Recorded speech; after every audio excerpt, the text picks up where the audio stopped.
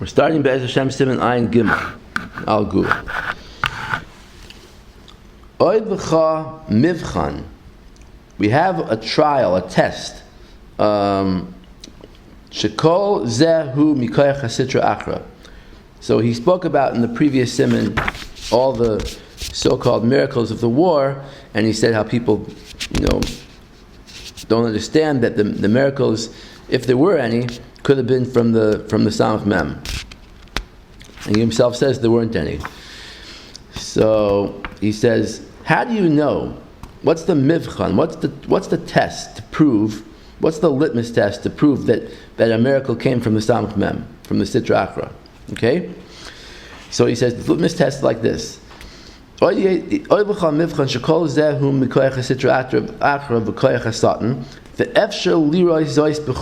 see it clearly with our senses.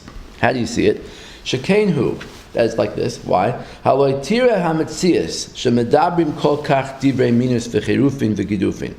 see that the secular Zionists speak heresy and they're mecharif, megadef, they insult Hashem. And none of these from parties like the Aguda that are so impressed with the miracles of the war, none of these people care. Nobody even thinks of protesting against them. They're sitting peacefully and doesn't bother them one bit.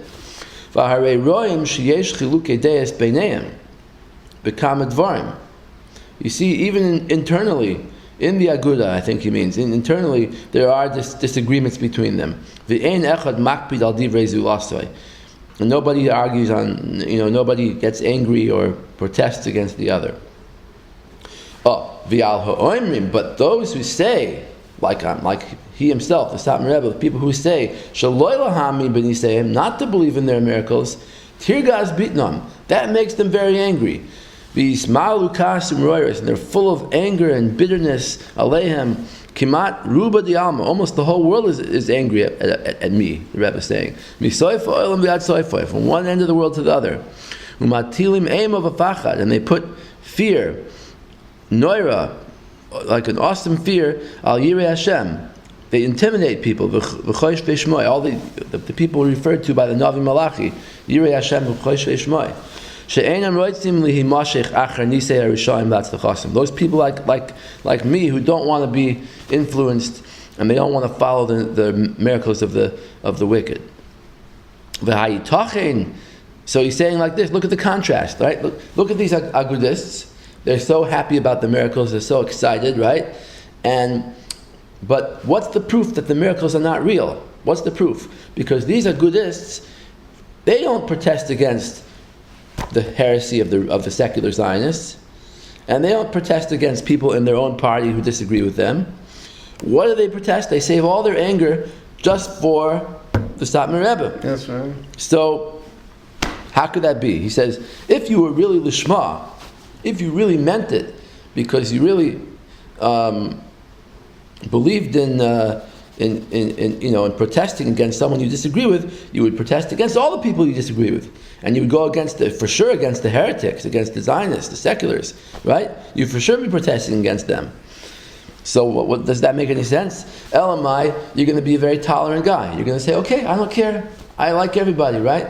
I give everybody a fair shot. So if that's the case, then you should give the Rebbe a fair shot too. So how is it possible that this contrast exists?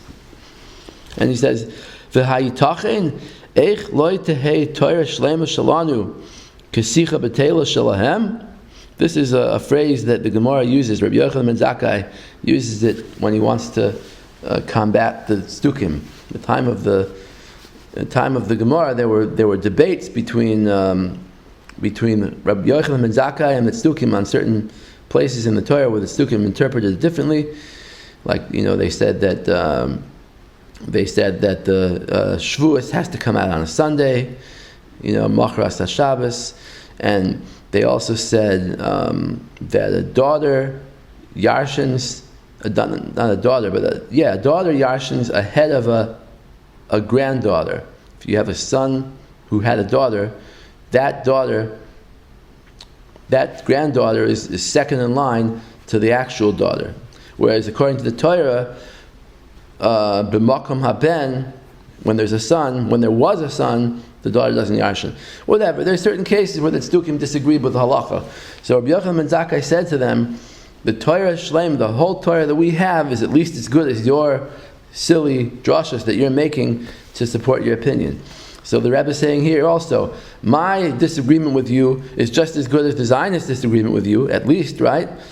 I'm at least coming from a Torah standpoint, and the Zionists are totally heretics. So what are you wasting your energy on me? Go argue on them, right? V'loi tehei kohenes kepundikis. Shouldn't the kohenes, the kohen, the woman who's a kohen, shouldn't she be at least as good as a simple shopkeeper, a simple innkeeper? Basically, don't protest against the little thing when you could protest against the big thing. Madua loy koyev libam. Why doesn't it bother them? Why doesn't it pain their hearts? Al roiv aminus v'akfir, all the heresy that's being expressed by the secular Zionists. So ein ze ela mikoyach hasamach mem v'chayil oisav. It must be that it's from the power of the Samach Mem and his soldiers. She'oishek libois b'nei Yisrael. He forces the hearts of the Jewish people lahatoisam achar akvira ve'aminis, to make them go after heresy and minas. So in other words, not that the miracles of the war were from the Samach Mem, because there were no miracles, but the fact that the Samach Mem gets involved and forced everyone to follow these so-called nisim and follow this war and become Zionist because of it. That's from the Samach Mem. So his point is, if it weren't from the Samach Mem, if it was just a natural thing that everybody gets nispal from nisim, then why are you attacking me and not attacking them? Elamai, it's obviously a plan of the Samach Mem. Al das kach, he does it for this reason, lahasis ulahadiach nafshos Yisrael, in order to lead astray Jewish souls. V'chol elu hama'amini bohem, anyone who believes in these Zionists is nisu achrav b'li safek. They're all being misled by the Samach Mem. That explains why they're not upset over the minas and the kfir expressed by the Zionists. What does bother them? Only me, right? Only people who keep their emunah, not to believe in the miracles of the wicked and their success. So basically, if you're not influenced by the Rishaim, by the Samach Mem, then you have to either be tolerant of everybody or intolerant, right? But you can't be tolerant of the Zionists and intolerant of Satmar. That wouldn't make any sense. Okay, Upuk Chazi, go out and see Masha Costa B'Sefer HaKadosh Agra Dekala, Reish Parshas Korach, that this sefer by the Reb Tzvi Elimelech Medina, the grandfather of the Munkatcher Rebbe, the Bnei Yissaschar, people know him as the Bnei Yissaschar. So he wrote the sefer Agra Dekala.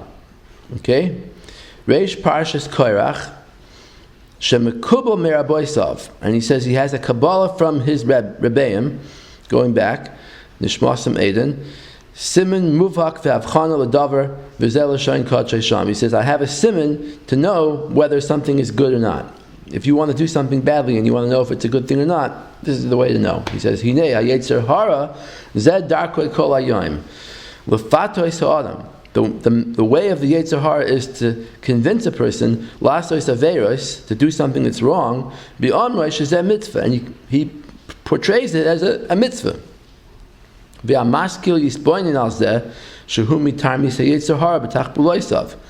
says someone who's smart could see through the disguise and know that this is just a tactic of the Yetzer Hara. How could you tell? How could you tell if what you want to do is a mitzvah or an aveir? Right? This is a very yesodistic question. Everybody has this question sometimes in life, right? You have something you want to do very badly, and you think it's a mitzvah to do it. How do you really know if it's a mitzvah? Yeah? So he says, he says, someone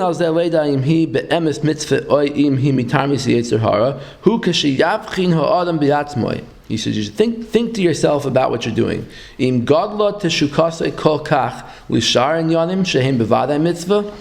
do you have the same bren and the same burning desire to do things that are mitzvahs? Going tzitzis or tefillin, the Torah. Do you sit and learn Torah with a bren? Do you put on tefillin? Do you long to do mitzvahs? Are you like a big mitzvah person?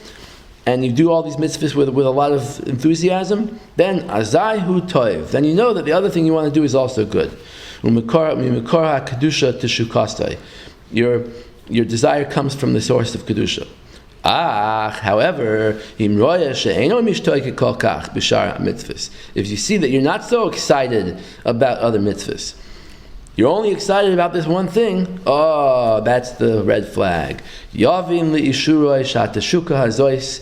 know for sure that this desire, that you think that thing is the right thing, you think it's a mitzvah, that's just a tactic to convince you that the Yetzer Hara is using. To catch you in his net, that really underneath it there is a baheres, there's a tumah. Kach kibalnu. That's what he says he was mekabel. And when a person makes this cheshbon nefesh, he thinks about this, he'll realize the truth, and he'll realize the truth is more beloved than whatever he feels like doing. And he'll go away from the mitzvah that he thinks is a mitzvah. Ad kan l'shoinai hakadosh. This is the holy words of the Sefer Agra Dekala from the Bnei Yissaschar. The Rebbe's point here is that if these agudists who are so excited, all the people who are excited about the 6-day war and the amazing, miraculous feats that the Israeli army did, if they think that's a mitzvah, for whatever reason, they don't believe my whole sefer here, but he says you should think to yourself for a second, if you're really for real about this, then you should love other mitzvahs too. Right? So why don't you protest against the minim and the koifrim among the Zionists? Why don't you do that too? Just like you're protesting against the Satmar rebbe because you think he's wrong for saying that the Nisim are fake, and you think that there really were Nisim, fine, I understand. Maybe you made a mistake and you think that, but if that's what you think, then why don't you go and protest against the secular Zionists? The fact that you don't protest, that shows that it's not for real. It's not a real mitzvah. It's a pitoy hayetzer.